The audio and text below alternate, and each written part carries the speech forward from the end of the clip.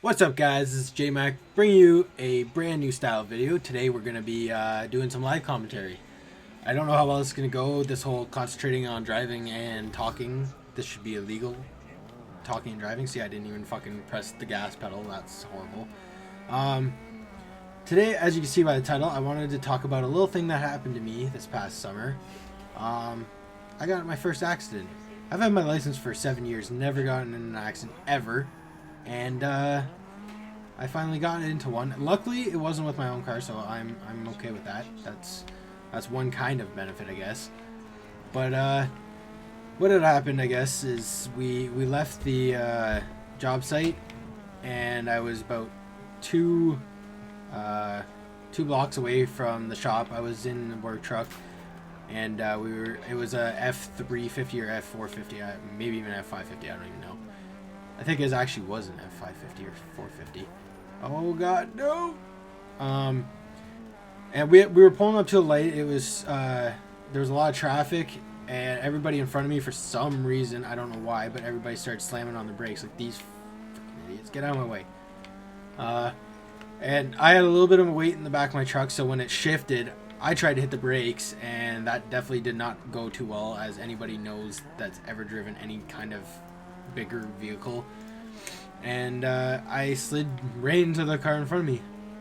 It was a black Honda Accord, and I hit this chick so hard that she slid into the truck in front of her, and the trunk of her car was like, I mean, decently smashed in, I guess, but she hit the truck in front of her so hard that her airbags deployed. The car was a total write-off. Like, it was a newer car too. I think it was like a 2014 or 2015, and it was completely writ off. So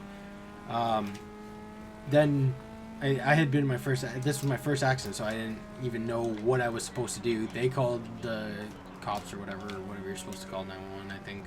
And I always thought that when you're in an accident, you're supposed to keep your vehicles in the spot that the accident happened, so when the cops get there, and they can like better assess what happened or whatever they do.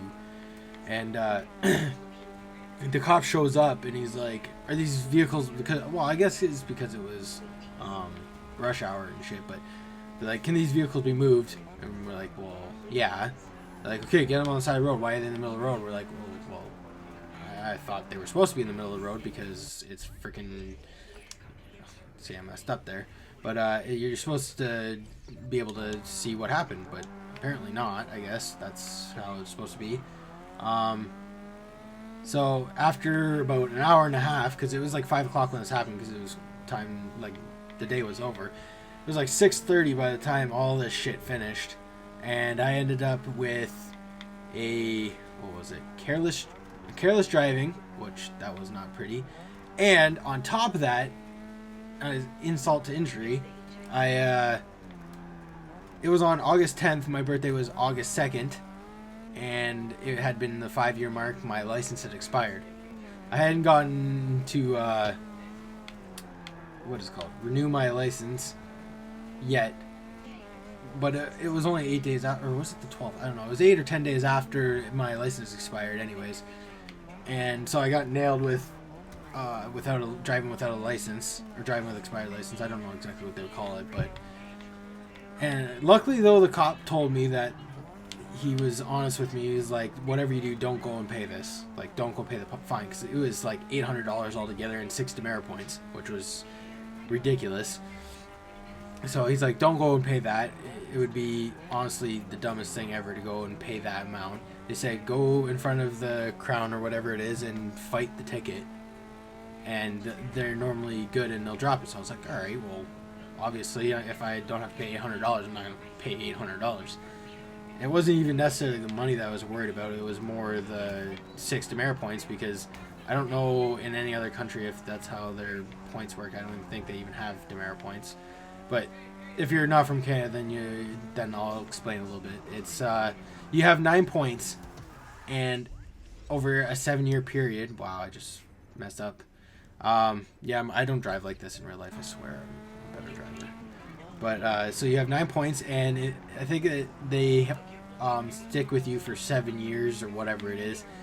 And if you reach 9 points, they take your license away. You have to start back at your beginners, because you have your beginners, your G1, your G2, and your beginners, your G1. The G1 is beginners. You get beginners, G2, and then your G. So you have to do that all over again, which is a lot of money and time that you don't want. So I had 6 demerit points, which I was not happy with, because then if I get 3 more, I've lost my license and have to start over, and I'm not about to do that. So I waited about 3 months till I got the I guess you call it court date or whatever they call it, and I went in there and it was a lot easier than I thought. Oh my god, speed wobbles. I just went in and told them the situation, that I honestly couldn't stop. There was no way of doing it.